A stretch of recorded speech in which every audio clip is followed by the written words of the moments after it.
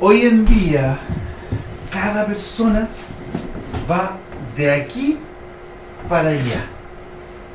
Vemos en la calle a personas yendo de un lado al otro, con algo en sus manos. ¿Quién me puede decir? Con el celular en sus manos. Yo diría que más del 90% de las personas que vemos en la calle caminando, o sentadas, o esperando, están así.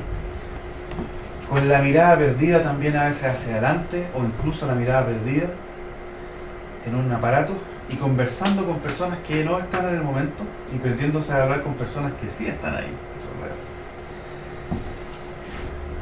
Enfrentando cada uno sus problemas, enfrentando cada cual sus situaciones, la humanidad avanza hoy día con una sensación de desesperanza. Horas en el teléfono, dejando que las horas pasen, los minutos pasen, deslizando el pulgar hacia arriba, viendo fotos y fotos y fotos de personas que lucen autos con los cuales se podría pagar la alimentación de toda una comunidad en la India, y después lo chocan porque salieron de fiesta y esa millonada de plata que pudo haber alimentado a niños en la India, por ejemplo, se acabó. Otros han puesto su esperanza así como en un auto y en lujo, y nosotros estamos viendo eso. También vemos en el celular prendas de vestir, ¿cierto? Que uno dice, es una tela que si tiene un logo específico, el valor aumenta en 100 veces. Quizás la misma tela que otra ropa, pero el tener un logo de una marca conocida equivale quizás al valor de 10 sueldos mínimos en Chile. No es menor. Vidas irreales y vacías, poniendo la esperanza en cosas que son etéreas, que se acaban, poniendo esperanza en autos, en casas. Algunos han puesto también los ojos y la esperanza en sí mismos. Han dicho, voy a estudiar una carrera y eso me va a dar esperanza, porque voy a salir de la condición en la que estoy. ¿Ok? Otros dicen, yo ni carrera ni nada, yo lo que voy a hacer es formar una familia, porque eso va a llenar el vacío que tengo en mi interior, voy a tener un hijo. ¿Cuántos casos hoy, y desde siempre, pero ha ido en aumento, de mujeres que deciden quedar embarazadas, que deciden embarazarse por no sentirse solas? Pero cuando se dan cuenta que ese niño no llena el vacío, ocurren abandonos y otras cosas peores. La esperanza en la familia, la esperanza en un auto, que equivale a la alimentación de una comunidad en la India, la esperanza en una casa, en tenerla llena de los amigos, en postular a un subsidio y lograr por fin la casa propia, que ya no se llama casa propia. ¿Qué nombre tiene ahora? ¿Quién se acuerda? ¿Alguien se acuerda? Ya no se llama el sueño de la casa propia, ahora tiene otro nombre, ¿eh? ¿Quién se acuerda? Sueño americano. No. Ya no es casa propia. Vivienda digna. Ya no es propia. Muchos han puesto su esperanza en una casa propia, pero basta con que el gobierno cambie las perspectivas, cambie la forma de decirlo, y ya no es propia, ya no es tu casa, es una vivienda digna. No propia, digna. Entonces, por lo que muchos pusieron esperanza, basta con una decisión en el gobierno o en cualquier lado, y la esperanza se desmoronó. Ya no va a ser tu casa. Sí, muy digna, muy linda, pero no es tu casa. Esperanza en cosas etéreas. Algunos esperan que el precio de la benzina vuelva a bajar. No sé si se acuerdan cuando la benzina valía 600 pesos el litro. 600 pesos el litro. 1300, ahora 1200 y tanto. Esperanza. Después calculamos el valor del kilo de pan y nadie va a esperar que el kilo de pan vuelva a los gloriosos 500 pesos que valía, 600 pesos, 400 pesos, mucho antes. 50 pesos en algún momento, un pan 50 pesos. Ya nadie espera eso. Entonces es más fácil divertirse, tomar el celular y borrarse. Y no esperar nada. La sociedad hoy va de mal en peor, de poner esperanza en cosas etéreas y poco a poco camino a simplemente no esperar nada. Entonces a los jóvenes les toca irse a sus camas y en vista que no hay esperanza, tomar el teléfono y dormirse con el teléfono y al otro día repetir la misma historia. Porque no hay esperanza. ¿De qué? Si nada va a mejorar. Amada Iglesia, se ha enseñado por años que cosas etéreas van a llenar nuestras expectativas y van a ser una esperanza para nosotros. Espera en una buena carrera, un buen título, una buena casa. Pero hoy, todo lo que en algún momento se esperó, demostró que no tenía valor alguno.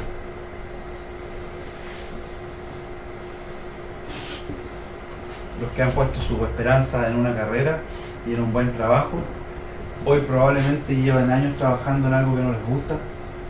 Y la esperanza era un buen trabajo y unos buenos estudios, pero hoy llevan 20 años trabajando en algo que nunca les gustó. Si uno le pregunta en la calle a la gente, la mayoría, si tú le preguntas, ¿qué hace usted? Yo soy minero. ¿Y qué le hubiera gustado ser? No, yo soñaba con ser artista.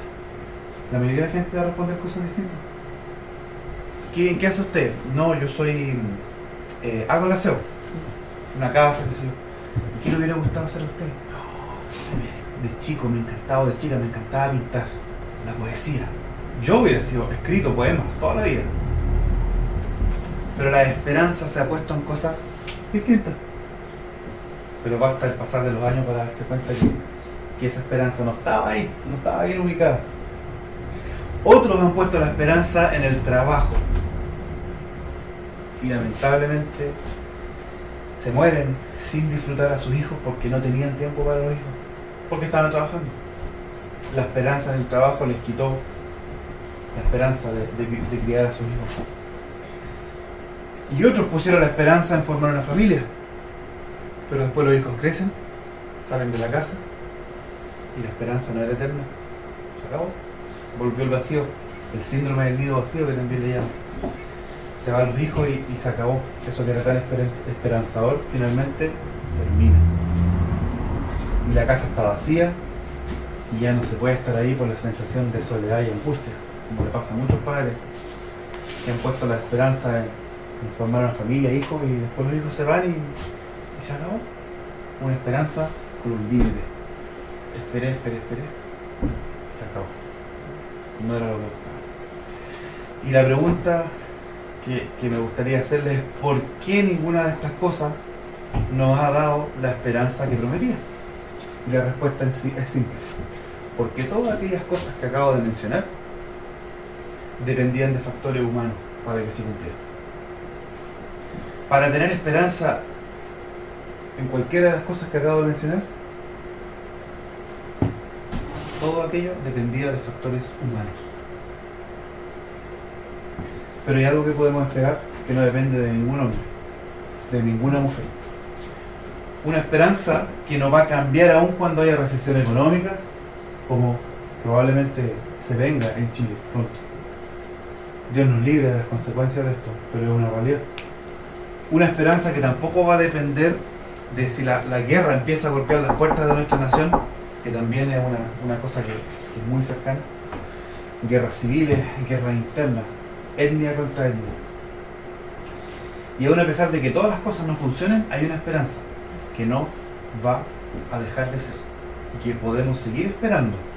Esperanza viene de esperar, que podemos seguir esperando hasta que se cumpla y no va a caer. No va a caer como la esperanza de los hijos que luego se van y se acabó. No va a caer como la esperanza de un buen trabajo, pero que finalmente no tengo tiempo para estar en la casa porque tengo un trabajo que cumplir. Todo eso se acaba, pero esta esperanza no se acaba. Y hace 2700 años fue dicho lo siguiente. Hace 2700 años atrás. Ya. Eso significa alrededor del 700, ¿qué? 700 antes de Cristo. Muy bien, 2700 años atrás. Dice Isaías.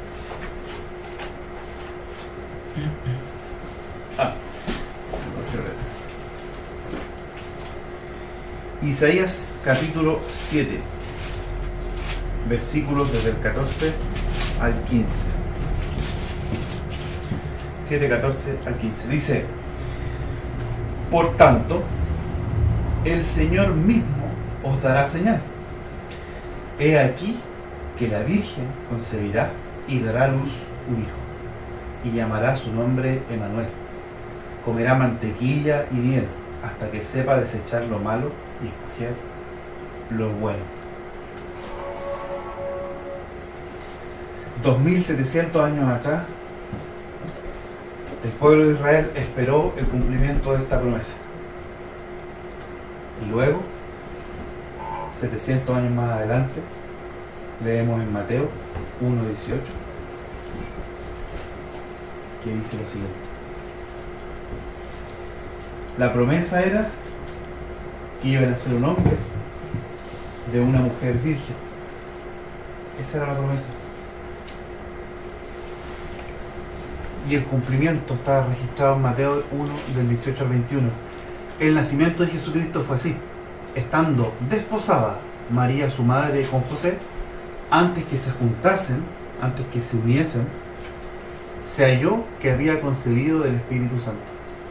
José, su marido, como era justo y no quería difamarla, quiso dejarla secretamente. Y pensando él en esto, he aquí un ángel del Señor le apareció en sueños y le dijo: José, hijo de David, no temas de recibir a María tu mujer, porque lo que en ella es engendrado del Espíritu Santo es.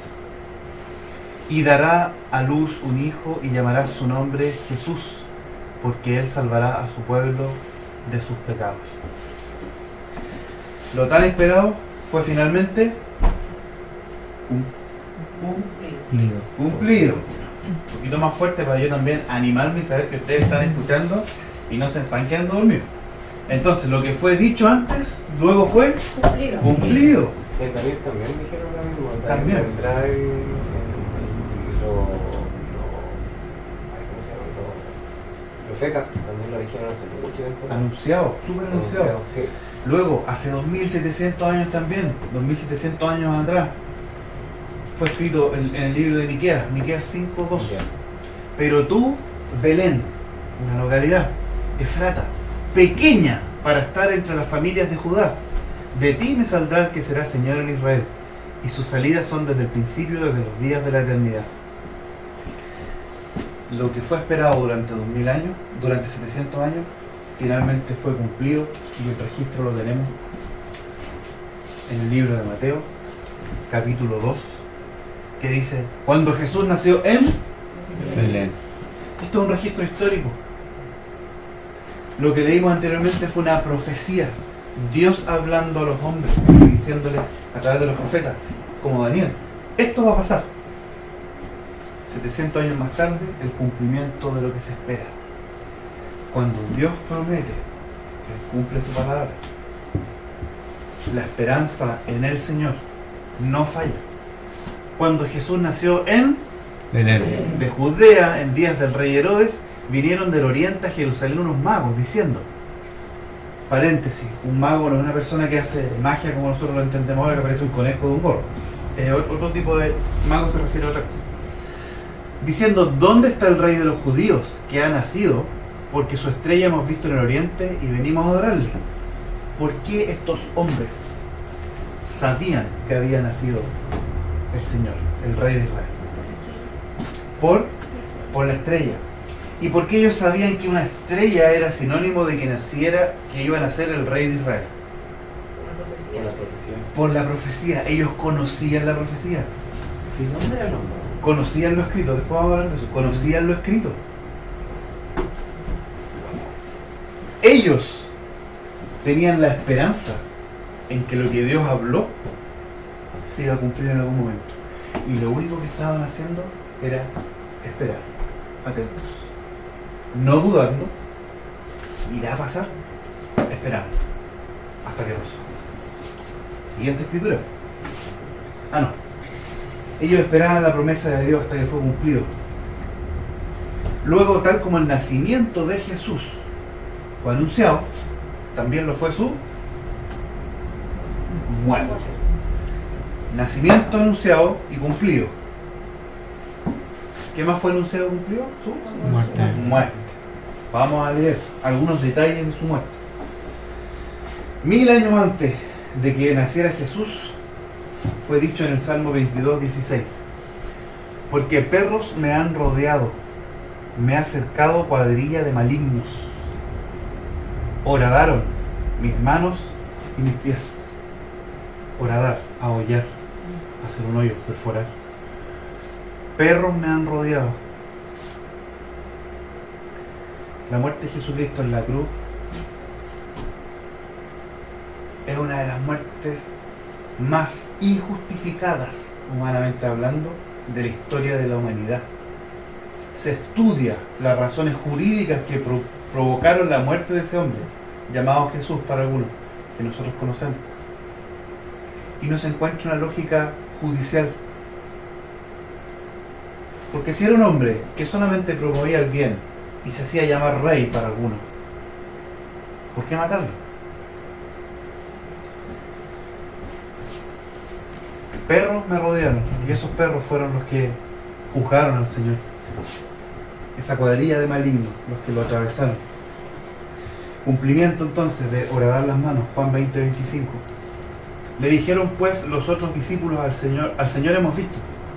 Él les dijo: si no viere en sus manos la señal de los clavos, y metiere mi dedo en el lugar de los clavos, y metiere mi mano en su costado, no creeré. Este es Tomás, cuando el Señor aparece luego de resucitar, y él no cree que es el Señor. Y los discípulos le dicen: Tomás, vimos al Señor. Y Tomás dice: si no viere en sus manos la señal de los clavos, y metiere mi dedo en el lugar de los clavos, y metiere mi mano en su costado, no creeré. ¿Qué pasó después? Apareció Jesús, y Tomás cumple y cree. Y Jesús claramente le llama la atención y lo exhorta, le dice: o sea, porque me ves, crees. Fue dicho, anunciado y fue cumplido el detalle de el atravesar las manos y los pies. Salmo 22:18. Contar, dice, puedo todos mis huesos, entre tanto ellos me miran y me observan. La siguiente.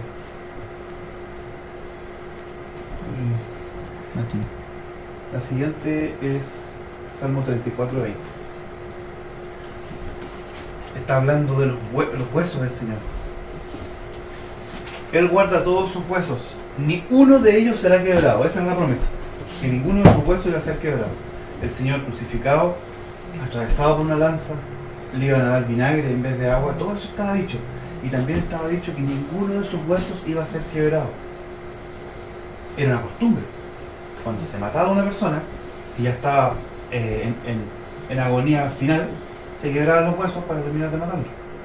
Pero la profecía decía que ninguno de sus huesos iba a ser quebrado. Veamos el registro histórico. Gracias a Dios por Mateo, que nos deja escritos esto. Mateo 28:1. Entonces los judíos... No, Mateo 20... Juan 19:30. Entonces los judíos, por cuanto era la preparación para la Pascua, a fin de que los cuerpos no quedasen en la cruz en el día de reposo, pues aquel día de reposo era de gran solemnidad, rogaron a Pilato que se les quebrasen las piernas y fuesen quitados de allí. Era una costumbre, nada nuevo, quebrarle los pies a aquellos que estaban siendo crucificados. Vinieron pues los soldados y quebraron las piernas al primero, y asimismo al otro que había sido crucificado con él. Mas cuando llegaron a Jesús, como le vieron ya muerto, no le quebraron las piernas. Pero uno de los soldados le abrió el costado con una lanza, y al instante salió sangre y agua.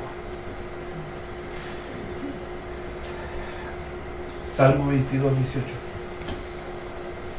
Lo dicho fue, lo prometido y esperado, es que repartieron entre sí mis vestidos, y sobre mi ropa echaron suertes. Juan 19:23. Cuando los soldados hubieron crucificado a Jesús, Tomaron sus vestidos e hicieron 4 partes, una a cada soldado. Tomaron también su túnica, la cual era sin costura, de un solo tejido, de arriba a abajo. Entonces dijeron entre sí: no la apartamos, sino echemos suerte sobre ella, a ver de quién será. Esto fue para que se cumpliese la escritura que dice: repartieron entre sí mis vestidos, y sobre mi ropa echaron suertes. Y así lo hicieron los soldados.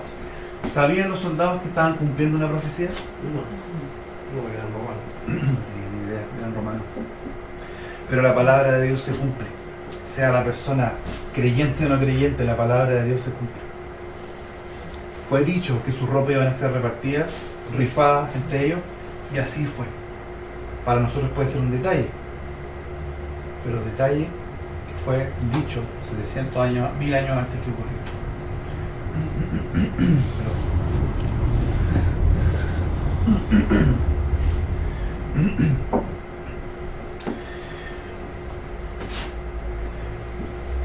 El nacimiento de Jesús fue anunciado. El nacimiento de Jesús fue Cumplido. La muerte de Jesús fue anunciada. La muerte de Jesús fue Cumplido. La resurrección de Jesús fue anunciada. La resurrección de Jesús fue Cumplido. Oseas 6:2. Nos dará vida después de 2 días. En el tercer día nos resucitará y viviremos delante de Él. Cumplimiento.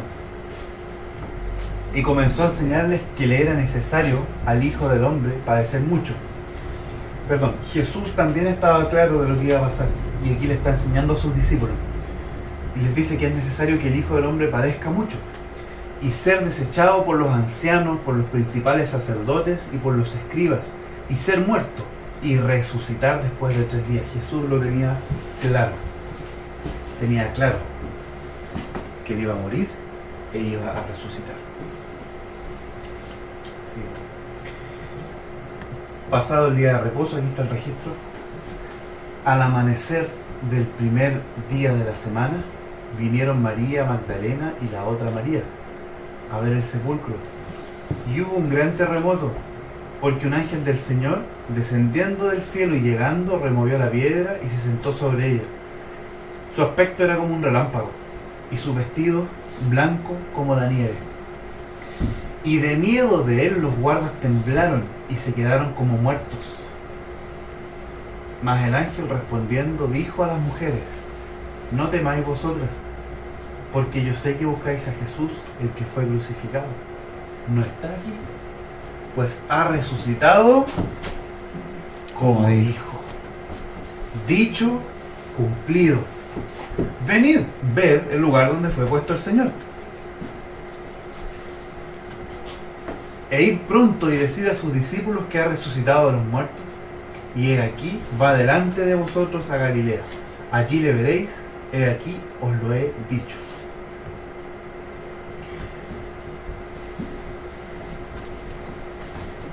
Quiero que nos quedemos hoy día, antes de terminar, con esta realidad. Lo que el Señor ha dicho, lo ha cumplido. Ya está comprobado. Si alguien tiene dudas, acá no, pero si alguna persona en algún lugar tiene dudas, es tan fácil como la respuesta que Juan le dio a los fariseos, aquellos que representaban la ley de Dios, en Juan 5:39. Les dice, no, solo 39, por favor. Ya.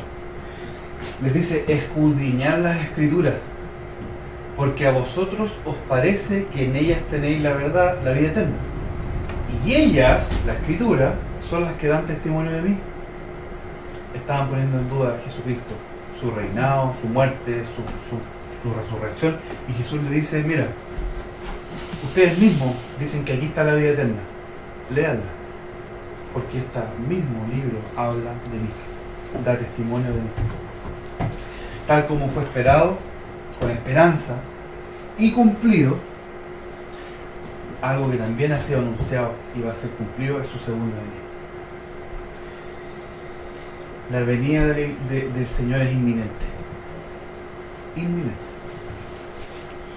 Su nacimiento fue, tardó 700 años en ocurrir, desde que fue dicho, sí, pero pasó.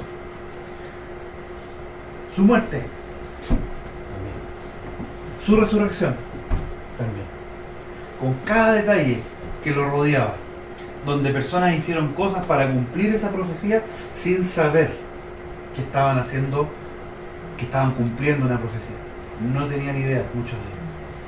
Pero fue dicho y fue cumplido. Y así mismo será su segunda venida. Juan 14, capítulo 14, desde el versículo 1. No se turbe vuestro corazón. ¿Creéis en mí? ¿Creéis en Dios? Creed también en mí.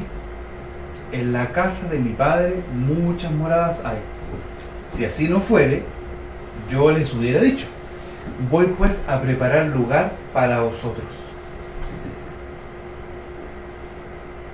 Y si me fuere y os prepararé lugar, vendré otra vez y os tomaré a mí mismo, para que donde yo esté, vosotros también estéis.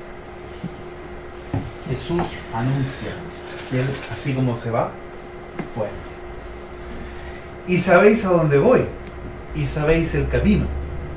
Le dijo Tomás, otra vez Tomás: Señor, no sabemos a dónde vas, ¿cómo pues podremos saber el camino?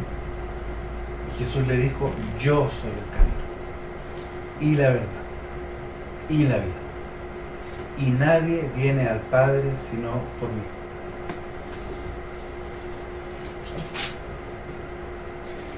Versículo 3: y si me fuere y os prepararé el lugar, vendré otra vez. El mismo libro de Juan, capítulo 14, desde el versículo 28. Jesús hablando también: habéis oído que yo os he dicho: voy y vengo a vosotros. Si me amarais, os habría regocijado, porque he dicho que voy al Padre, porque el Padre mayor es que yo. Y ahora os lo he dicho antes que suceda, para que cuando suceda, creáis. No hablaré mucho ya con vosotros, porque viene el príncipe de este mundo, y él nada tiene en mí, mas para que el mundo conozca que amo al Padre, y como el Padre me mandó, así hago. Levantaos, vamos de aquí. Hechos 1. Desde el 6.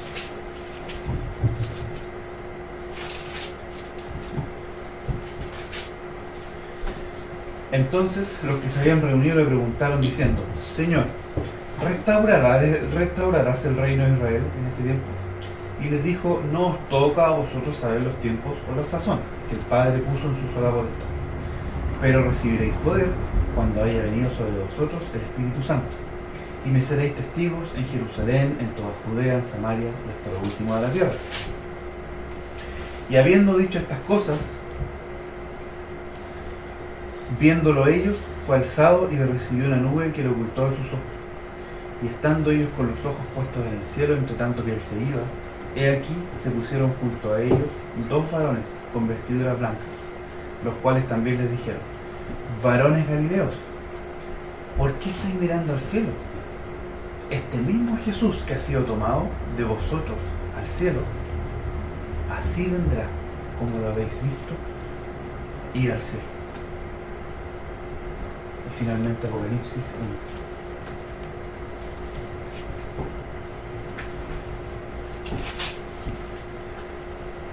Escribe el apóstol Juan a las 7 iglesias y dice: Juan a las 7 iglesias que están en Asia, gracia y paz a vosotros, del que es y que era y que ha de venir, y de los 7 espíritus que están delante de su trono, y de Jesucristo el testigo fiel, el primogénito de los muertos y el soberano de los reyes de la tierra, al que nos amó y nos lavó de nuestros pecados con su sangre, y nos hizo reyes y sacerdotes para Dios su Padre. A él sea gloria e imperio por los siglos de los siglos. Amén. He aquí que viene con las nubes, y todo ojo le verá, y los que le traspasaren, y todos los linajes de la tierra harán lamentación por él. Sí. Amén. Yo soy el alfa y la omega, principio y fin, el que es, el que era y el que ha de Venir. venir, el Todopoderoso. Amada iglesia, Él va a volver por nosotros. Y esa esperanza no termina. Esa esperanza no acaba. Él va a volver por nosotros. Oremos. Señor, esperamos tu venida.